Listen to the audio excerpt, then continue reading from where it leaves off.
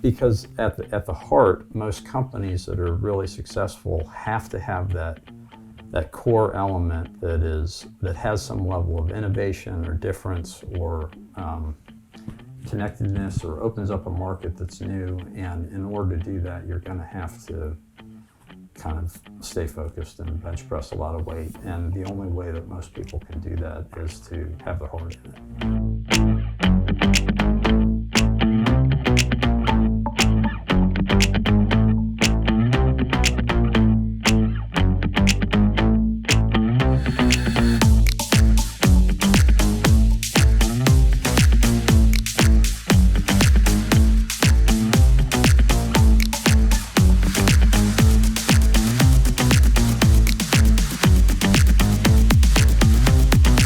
John, Emmett, I'm so excited to have you guys on the show. Today, we're going to be talking about one of the things that a lot of CEOs and visionaries don't think about, it's really important, is finance. Both of you guys have big finance backgrounds. So I want to start off, let me get some background on you guys. Like, how'd you get into all this? Where'd you get started? How'd you meet? Emmett and I actually met the first day of college up at Dartmouth, and we've known each other for longer than we've known our wives. So long time. Long time. Yeah. But I got out of school and went into the banking career, first in New York, then here in Atlanta with large banks, and then started a bank called Atlantic Capital with a couple of other guys. And then Emmett spent his 30-plus year career as a CPA and a CFO. And so together, when we formed Practical Growth Advisors, focused on serving and working with privately held companies, we find that we bring kind of complementary strengths to the table in serving the companies that we work with and the business owners. Yeah, that's great because you're getting from both sides, right? So let's talk about like when people are starting their companies and stuff like that. Like everybody talks about being set up for success financially. So what are some of the things that you would advise somebody that is looking to start their company, and then also they're like at that $1 million mark and they want to hit that edge? What are some of the key tips, the advice that you would give somebody? Well, Emmett started up, in addition to being on the finance team in public companies and private equity owned companies, he also started 3 companies. So I'll kick that one to you. I think the biggest mistake people make is they wait too late to take accounting seriously. And you find that if you haven't done a good job of keeping score, you can't prove to people how great your company is. Right. And so you do have to have a decent set of books, and as you're passing that $1 million, $2 million mark, you've got to kind of have some internal resources. You can outsource for a while, but ultimately getting a good set of books is critical for the scorekeeping. Second, as you start passing the 10 million plus mark, you really have to begin looking much further ahead. You can't be looking back at August when it's September. You really need to be looking forward to February, March, April, May. And so beginning to develop some forecasting tools, even if they're just rough in a spreadsheet, you've got to start doing that as a management team to start avoiding surprises. Right. So would you say that what's the most important, like when to bring somebody like you guys on, where is it, like right in the beginning startup phase, to bring them on to get all their finances in order before they start going, or kind of working through that themselves? I know a lot of entrepreneurs are like, I'm just going to jump in and do it. What would you recommend? You can't start a company by thinking about it. Right. You got to get out there and do it and sell something. Right. And so, once you've started generating revenue and figuring out who a good customer is and who a bad customer is and who a mediocre, that's when you need to start saying, I'm going to focus on this type of customer. Once that starts to grow, you need to keep score. Once you can see how you could double, triple, quintuple your business, that's when you need to start forecasting. And we just find that most of our companies are kind of in that 10 million to 250 million revenue range. They don't need a CFO. They don't need a CFO at like 10 to 20 days a year. Right. And so you just got to focus on that nuts and bolts, blocking and tackling of a controller or a bookkeeper. And then lean on outside resources like us or some of the interim CFO groups to help you begin to develop the more forward-looking financial pieces. Yeah, I was always taught that there's, you've got your CFO, you've got your bookkeeper, and then you've got your controller. all three are different. They're all different roles, right? So, and now you guys come in what capacity? How did you guys work with that? I've been in all those positions, Yeah. but Yeah. we typically work with your team and kind of train them up to the next level. We inject a financial forecast into a company. We teach them how to use it within 30 days. Then it just becomes a part of their monthly close. So every month, you close the books, you reforecast, you change your path. Next month, close the books, reforecast, change your path. When you're growing rapidly, you have to know where you're going. And oftentimes people there's so many great systems out there, even for companies that are starting up, and you're gathering this data, you're getting all this information, but it's very difficult when you're going 100 miles an hour, as a lot of business owners are, to gather insight out of that data. And what we try to do is help folks really analyze the past, their accounting system, the current, their operating system, and the future, Salesforce or some kind of CRM system, and integrate all that information into subsets of bricks, so to speak, that effectively become their growth roadmap. And so most companies, even very large companies, have a budget. They spend all this time on the budget and then they never look at it after January 30th. We really encourage people to build the growth roadmap, understand what the key components of it are, and then on a monthly cadence as they're closing their books, also reforecast so that they understand we're really going in the right direction and we're making very immediate changes and tweaks to our plan as we go. And we keep it as simple as possible so it's updatable every month. People make it way too complicated. There are probably only 4 deals that really matter this year. Yeah. We're not looking at 40. Yeah. Or of all the data that's being created in this operating system, it's really only these 3 or 4 things that are the key drivers for our business. And entrepreneurs are great at injecting energy into a company and getting it going, but they're also great at creating chaos. And so we kind of help take all of that business logic out of their head and their management team's head, put it into math that we can all look at, and it starts really this communication and this prioritization that adds some stability to a company. Likewise, people that have started a company, they've never sold a company because they just started one. Right. And so helping them begin to think through what this is going to look like in 2 years, 5 years, 10 years. Do I want to bring in equity partners? Do I want to bring in debt? Likewise, they start out minimizing taxes. So for the first year, 2, 3 of your company, you're minimizing how much cash your company appears to be generating because you want to pay your minimum amount of taxes. As you start to talk to an investor or outside, all of a sudden you have to flip it and say, I'm worth a lot. And so helping them think through that and keep their books and their taxes in place. John and I have been through it, multiple life cycles of companies. So we can kind of help them not recreate the wheel and communicate against a team, whether it's 4 people, 40 or 400. As you reach a stage where it's beyond your capacity to communicate by yourself, and so helping them kind of deal with all of those issues. Yeah, and it's funny because so many CEOs and entrepreneurs, like they're going 100 miles an hour, and they're not taking a breath. They just keep pushing through, and the chaos can ensue is you're not looking of all the data that you're missing. And I think a lot of times when guys like you are looking from the outside in and able to take all that data, it's very important to a CEO to know where he's been, where he's at now, and where he's going, especially in the finance. Yeah, and I think you make a great point, Chris. And really, what everyone has their whirlwind, right? And what our process does, and it's really about 4-hour commitment from the business owner. We get all the data, and it's kind of a 15 to 30 day sprint, depending on the size of the company, to really provide the initial forecast. What always comes out of that is the 1 or 2 key obstacles for the company or opportunities, and that's what you then attack with the entrepreneur, the business owner, and their team to make sure that you're staying focused on a regular basis on getting after whatever those opportunities are. We all, and business owners are throw in that group.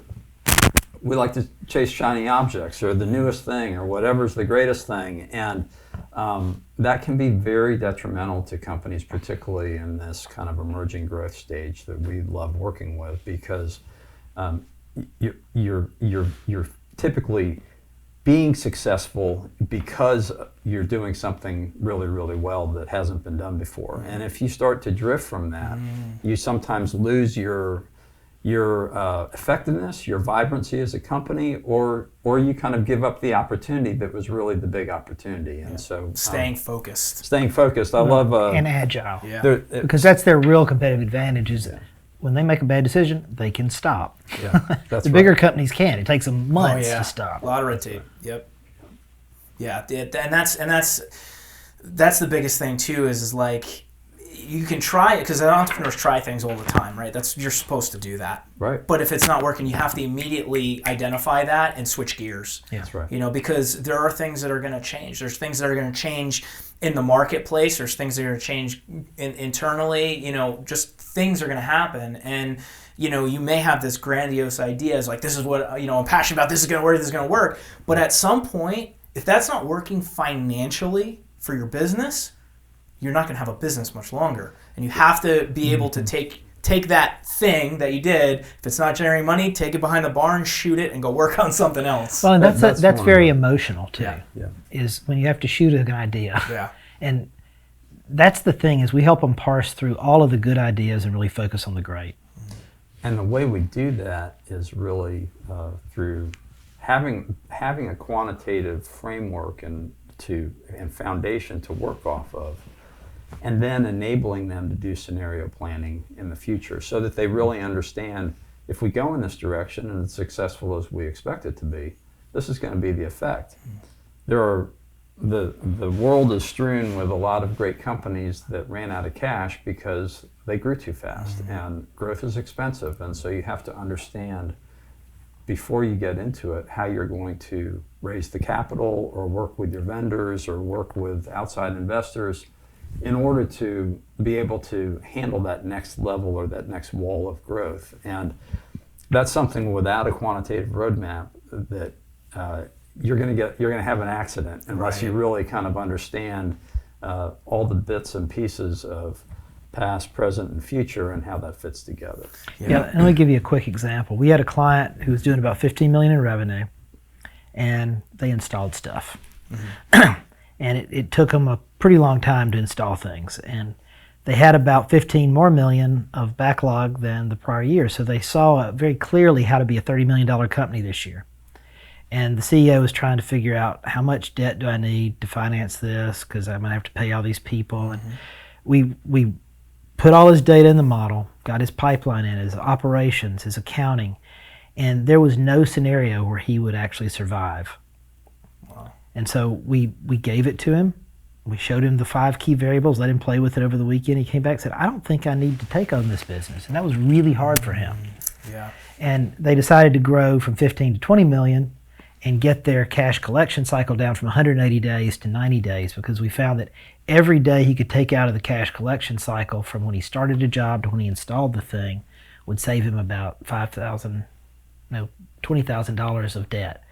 So when he cut out 90 days, he borrowed half the debt, which he could actually get, and the next year he grew to 40 million. So that's a great point. It's like, you know, and that shows a lot, you know, with that particular business owner, because sometimes you should say no, even though it looks very tasty. In the end, it could bankrupt you. It could put you in a very bad position. It becomes a lose-lose. Yeah, That's right. Because the client's not going to get what they need, and obviously the company is not going to do well. So taking a step back I think is important. I think too, just for business owners and entrepreneurs, something that we talk a lot to them about is it's important, particularly when you own 100% of the company, to not only protect your corporate aspirations, but your personal aspirations as well. And you know, that's a key element of growth too. Growth is important, but the bottom line is much more important than the top line, Right. and because that's really where you're going to effectively build sustainable businesses if you can make something that's profitable all along the way. And again, that's where 60 plus years of combined business experience, we kind of try to help folks see where the landmines are, and make sure that they're building their personal empire at the same time that they're building their corporate empire. Yeah, and going back to that, just having that outside looking in, and having that roadmap is going to be extremely important. Personally, if a lot of these entrepreneurs, like, their personal is like, part of their business is their personal, it's like, Right.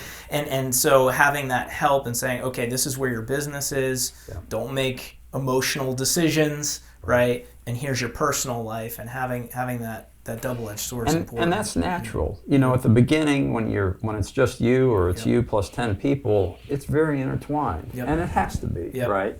But as you kind of move and grow, as a company, you have to really start thinking about how do I extract or protect my financial future from being solely based on the corporate side. Right. I mean, a good example is a lot of entrepreneurs don't take a salary. Mm-hmm. It's ridiculous. Yep. Take a salary. Yep. You don't get it all on the back end. Yes. Those are the kind of things that we can help Pay them not yourself. feel so bad about. Yeah. Yeah. Yeah. I was always said that, to pay yourself first. You got to pay yourself first, because Or at least equal something. Yeah. So it's because if I look at it as a tree, right? If the trunk of the tree is not healthy, everything's going to die. You know, and so you got to make sure that you have that in place. And a lot of entrepreneurs, and it's the personally investing and the personal credit cards and all that stuff. You need outside, and you got to start. Yeah, you got to start. But understand, when somebody buys you, even if you didn't pay yourself a salary, they're going to add one into their valuation model, because they're going to have to replace you, Right. or pay you to do it. Right. So you get people kind of think they're sacrificing and creating some value, and they're not. So we help them think through the family, the business, and sometimes the side businesses. Many of them own the building or own the whatever. So we kind of look at it holistically and focus not on accounting, but on cash flow. Mm-hmm. Because that's the only true value in a company, is how much cash flow can it generate today and tomorrow. So we have a lot of viewers on the show that are just starting businesses, but what about a company that's already, getting good cash flow and thinking next steps, right? Maybe it's getting, merging, acquiring, whatever, exiting. I mean, that's one thing a lot of CEOs don't think of, is they build this company and they don't even have an exit strategy. So Right. What advice would you give some of those people when they're getting ready to take that next step? Mm-hmm. So a couple things. First of all, value is in the eye of the beholder, right? And but cash flow doesn't lie. And so one of the things that we talk about with our forecast is, it's almost like a freebie, is you get evaluation as well. And so as your company grows, and as you have different scenario planning that you do, you see what the impact of the value of the company is on your decisions. So whether you're 5 years out or 1 year out, it's absolutely critical to kind of have a view of the things that I'm investing in, what is the benefit going to be to me over a period of time. The second thing that I would say is that,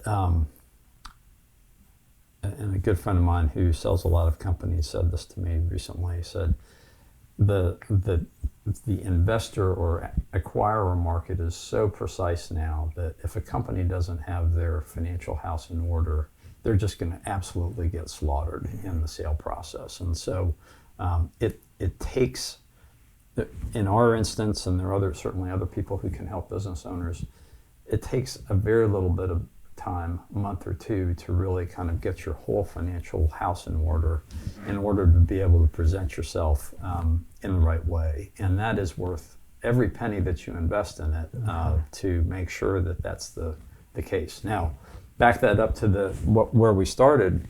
As you're starting a business, think with the future in sight, and to Emmett's earlier point, hopefully you have the financial foundation from the beginning, but if it's never too late, Yeah, right? But right. you don't want to get into the process of a sale and not have your financial house in order. Right. Because you will not get the value that you expect. How soon before, if there's someone's getting ready to sell, to really focus on maximizing profit, all that, how soon before that sales, the time frame? Usually at least 12 months. Okay. Yeah.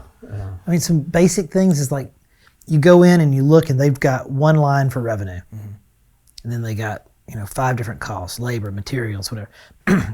That doesn't tell anyone anything. And so helping them think, oh, you got 3 different product lines. Let's break the 3 revenues out. Oh, those product lines have costs. Let's have 3 costs.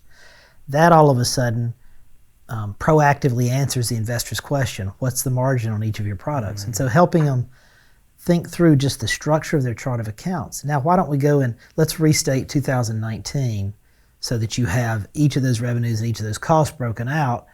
And then in 20, let's just keep it up. Then all of a sudden you see which areas should be growing. You have a great dialogue now with a potential acquirer. And, maybe a good strategic buyer would be one that really maximizes this revenue stream. And may not need this cost because they already have that. That's exactly right. It drives me insane looking at somebody that just has revenue and it's one giant number, and then it's like expenses, and then it's not really, you can't really tear them apart. Well, and their answer is, but I know what makes up that revenue. Yeah. That's right, it's in your head. It's in your head. And so helping codify it in their chart of accounts historically, helping sales use the same language, and then the people who are delivering the thing use the same language as part of it. And so it's a very organic, detailed, integrated process that, it takes at least 12 months. And we're not there to sell your company or raise the capital. We're there to help you understand your company and explain it to your team. Yeah. Another kind of core issue is cash versus accrual accounting. It's not terribly difficult, but most people are doing it on a cash basis in order to minimize taxes. You don't have to change your tax accounting, but it's very important as you shift into selling your company to count inventory, to understand what your accounts receivables are, et cetera, because that just from a change in accounting boosts your profitability and boosts your top line. And that alone can have a huge impact. We just helped someone sell their company, and we were able to get them to not only increase their EBITDA by doing that, but also increase the multiple of EBITDA that they received, because, again, the investor was used to looking at accrual accounting versus cash accounting, and so we were speaking their language. There was no need to translate. Right. And anytime that one of our maxims when any business owner is approaching any kind of financing source or funding source is to do it from as much of a position of strength as you can. And financial foundation critical, having the story consistent amongst the leadership team and using the same language, very important. These are kind of hard quantitative things and soft qualitative things that when you really are, in the market to, raise equity or debt or, talk to a banker, talk to an investor, you've got to be on the same page. And that's one of the things that we find our forecast is so helpful with, because you're really getting at all the key information, and then you can communicate that information in the right way. And I guess one thing we didn't bring up is we make sure that companies are forecasting their income statement and balance sheet fully for the next 5 years by month. Is it wrong? Yeah, it's absolutely wrong. But for the next 12 communicating to their leadership team? Well, yeah, but for the next 12 to 18 months, we can get things materially right.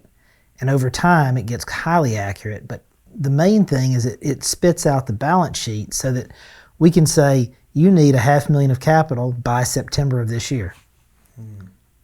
Or you need $10 million of capital, and then you're going to be able to pay it back over the next 3 months. So this is the type of debt you get. And there are to that point, those are two very different investors or funding sources. Sometimes it's important to go to a bank. Sometimes it's important to go to a mezzanine investor or a equity investor. And so we help people understand that. Think through it can be incredibly time consuming for a company that's not ready to be financed at a bank level to go out and try and find bank financing when it's never going to come. Go to a different source that's more appropriate. And again, that's Emmett from the inside, myself from the outside. That's where we can kind of help people understand, hey, this financing source might be 300 basis points more expensive, but it's where you are right now, and don't waste your time doing this. And the flip side of it is we've had companies that are spending, they're paying way too much for their debt or for their equity because it's just been historic. That's how they've done it. Well, they've grown to a point where they're much more profitable and maybe they can get cheaper financing somewhere else. So that's a good example of, again, kind of typically a phase 2 or phase 3 project of what we will help folks with is not only understanding the quantitative roadmap for growth through the forecast, but also then kind of getting the most efficient financing for their growth aspirations. One of the things that I'll add to that is I've seen companies fail not just because they had the wrong people or because of cash flow, but because they spent all their time trying to raise capital and they took their eye off the ball. And all of a sudden half your management team's time is spent talking to this investor. Yeah. Well, as it relates to that, we've helped numerous companies in the year and a half that we've been working together raise capital. Yeah. And the way that we structure those engagements is we'll help a company put their presentation together. We've got the forecast so that we know what's going on typically at the company. Intimately. Intimately. Yeah. And Emmett or I or both of us can really answer 90+% of the questions that these investors are going to have. So we're effectively kind of a Plus, John knows everybody, so he can take it out to the right people. We're kind of a shield to the owner and the executive team to really keep their time focused on doing what they do best and not messing around with all the different things and time-consuming questions, et cetera, that bankers have. And I know bankers have lots of questions, for instance, because I was one for a long time. No, I think it's very important, especially somebody that went from the startup phase and got to a certain point and then is making a raise or something like that, to stay focused on what got you there. It's your customers. It's your people. It's that's what got you there. Focus on those things. It is what it is, but there are some people that's all that is just drive for the next raise. The company's not profitable. They're just convincing investors to keep investing in their company. Right. That's, in my opinion, I've never operated that way.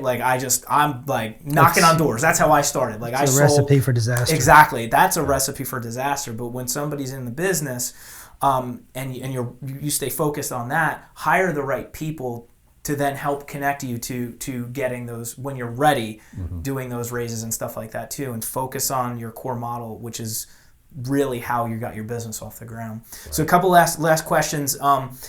A couple of books that you guys would recommend to entrepreneurs and business owners. What would that be? The one that I would suggest is a book by a guy that I have come to know quite well, Jim Hewling, and a couple of his compatriots at Franklin Covey, called The 4 Disciplines of Execution, Chris McChesney and a couple of other guys. This book is absolutely critical for folks to work with. Entrepreneurs love to, and everyone, business owners love to talk about strategy and grand vision and all that stuff. This book is the most effective book I've ever seen in my 30 years of reading business books around how do you get things done? How do you accomplish something from X to Y by when? And how do you incorporate a cadence of accountability in your company that allows you to actually move a lot of dirt and meet your growth aspirations? Mine is integrates what 40X does into kind of a comprehensive corporate strategy. It's called Traction. It really succinctly and in a tactical manner puts all the good to great language of hedgehogs and wigs and all that, as well as how you structure your management team and how you hire the right people, into a comprehensive way to attack your company and put structure around your vision. And as a corporation, say, I'm going to get from X to Y by when. So 40X and Traction are probably our two most used reference sources, and they're not theoretical at all. If you're going to read them, you're going to have to execute on them. Yeah. So don't read them unless you're ready to really make some change in your company. They're not theoretical at all. If there was one piece of advice you would give an entrepreneur or someone that's running an organization, I want to hear from each of you, what would that one piece of advice be? At an entrepreneurial level,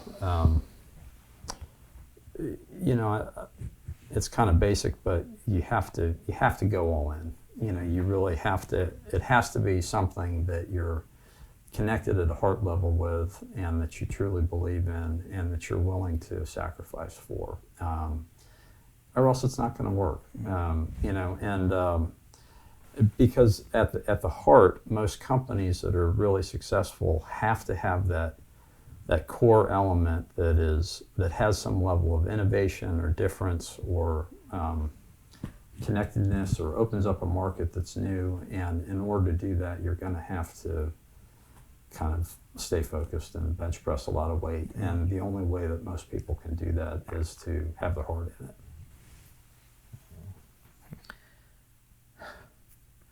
I guess mine will be more from the accounting and finance side. Is the highest function of accounting and finance is forecasting. And so you need to get help to do that and not be surprised by the future, because surprises kill. Yeah. And likewise, I think you've got to kind of turn to outsiders to help you think through all those areas that are not core to your company and focus on the important stuff. But get help when you sell it. I have a friend who called. He's running his own company, and he's trying to sell it by himself. I'm like, dude, that's what we do. We can help you with that. And he said, but I found a buyer. I'm like, great, but he's not competing against anyone. We could probably double what he's offering. And so they're so used to being heroes that they don't really know how to ask for help. And it's a huge strength, because they went all in. Yeah. But it's also a huge weakness when you don't know what you don't know. And you really spend all these years building something, and then you undervalue it when you finally sell it or invest in it. So. It's better to be prepared. Right. Yeah. Better to be prepared. Be committed and be prepared. Be committed and be prepared. That's awesome. Well, Emmett, John, I really appreciate Thank you, Chris. Thanks so It much. was fun. Yeah. Hey guys, thanks for tuning into the episode. If you guys enjoyed it, show some love, give me a thumbs up, and subscribe. Also, make sure you check out our exclusive C-Level group on Facebook.